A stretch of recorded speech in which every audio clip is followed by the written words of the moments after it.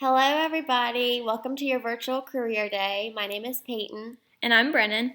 and today we'll just be walking you through our college journey and helping you decide a career that's right for you as well as a college that's right for you. Peyton and I both attend West Virginia University, and here's a picture of us at what you can tell was a very cold football game this past fall. I actually just completed my bachelor's degree in communication sciences and disorders at WVU, and I finished with a minor in child development and family studies. In the fall, I will begin WVU's master's program for speech pathology, and that is a 2-year program, so I will finish up May of 2022.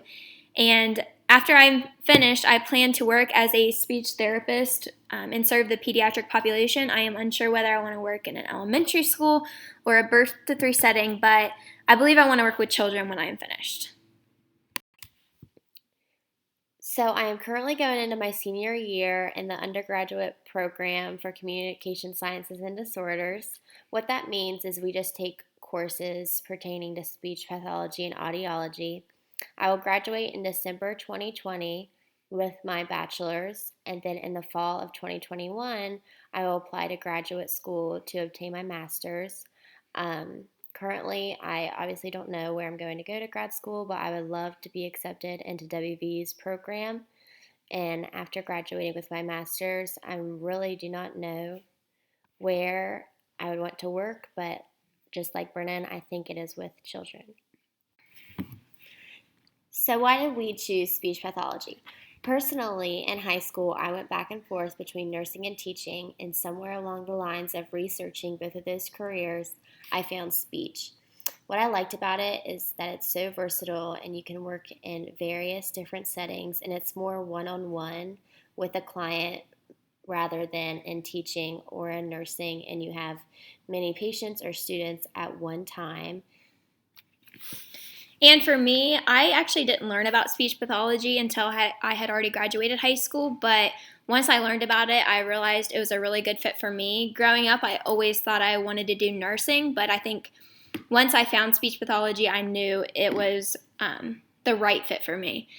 So, some things that you can do when choosing the right career for you is there are some career tests that you can find online just through a Google search, and you can take some of those and kind of see what fits for you. You can also take your personality into consideration. So, do you want to be around people all day? Are you a people person, or would you rather sit in an office and do office work by yourself and not have as much interaction? So that's something to consider. And then find where your interests lie and research careers that might fit those interests. So, here are some common questions and answers that middle schoolers and high schoolers typically have, and I know Brennan and I had before we applied for college. So, number one, what is a minor? A minor is typically 18 to 30 credits in a specialized area of your interest, and there's a wide variety of minors. Some of the examples listed on the slide are business, foreign language, special education, and health administration, but those are just a few amongst many.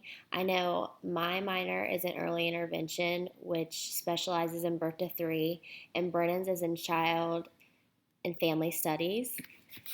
So, another question you might have is how do I apply to the college of my choice? So, this might be different for every college, but typically that can be found on the college website. I know for WVU, we applied online, and something to keep in mind is there might be a fee involved with applying, so that's something to prepare for. Number 3, how do I get involved on campus?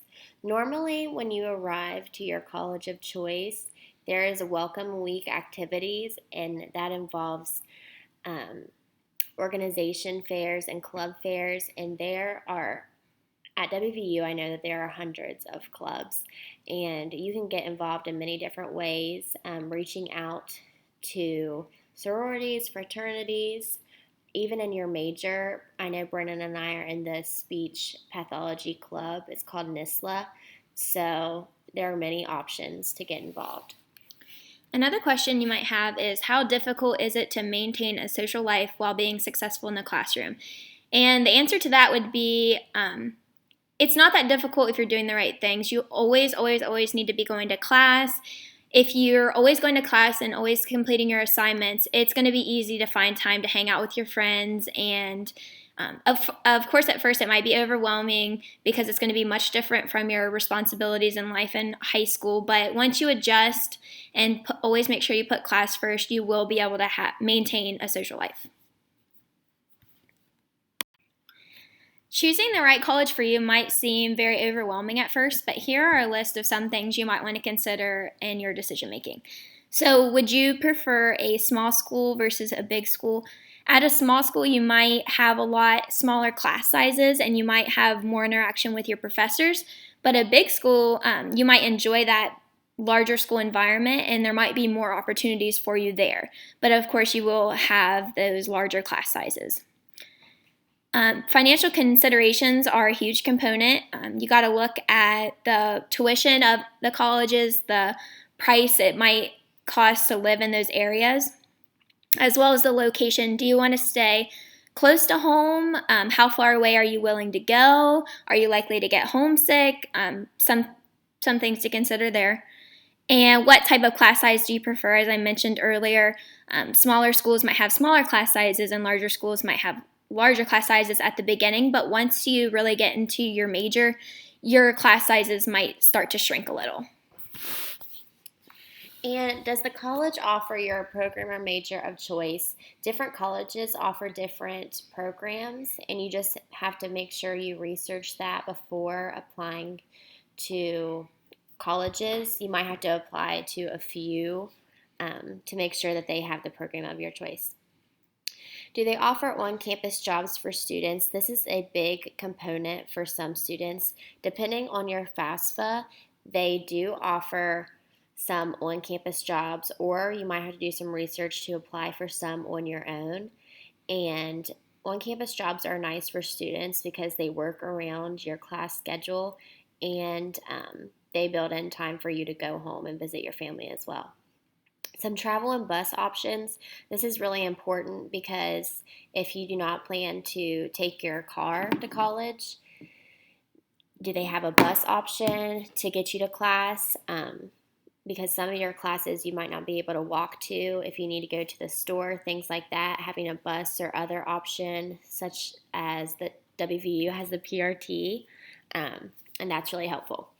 And clubs and organizations, we kind of talked about this earlier, just finding the right club for you. And honestly, on college campuses, the variety of clubs, you are bound to find something that you're really interested in, and that's a great way to make friends and build connections. I'm sure for all of you right now, graduate school seems like a long ways away, but it's something you might want to consider in choosing a major because in the state of West Virginia, to work as a certified speech therapist, you have to have your master's degree. And I know there are other occupations that require you to have at least a master's degree as well. So that's something to consider when choosing a major for you, because if you're not wanting to go to school for 6+ years, you might want to choose a major that could get you a job after 4 years.